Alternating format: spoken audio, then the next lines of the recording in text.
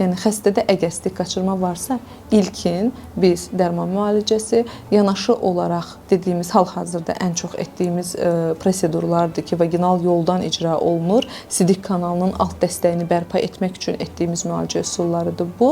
Buna lazer, HIFU kimi cihazlarla həmin əzələnin bərpa etmək, əzələnin belə deyək də gücünü artırmağa çalışmaqdır. Bu müalicələr çox yaxşı effekt verir. Yanaşı olaraq həyat tərzində dəyişikliklər, gündəlik belə deyək sosial həyatlarında idmana yer vermələri, bu kimi profilaktik tədbirlər gördükdə sidik qaçırma daha rahat həll olunur.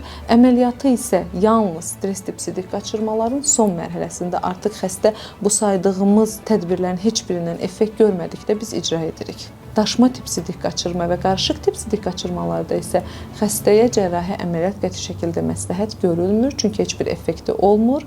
Qarışıq tip sidik qaçırmalarda xəstə əgər cərrahi yolla müalicə alarsa, bu zaman stress tipə məxsus şikayətlər çəkiləcək, amma daşma tip sidik qaçırmaya məxsus şikayətlər yenə də qalacaq. Yəni xəstə tam olaraq təmin olmayacaq.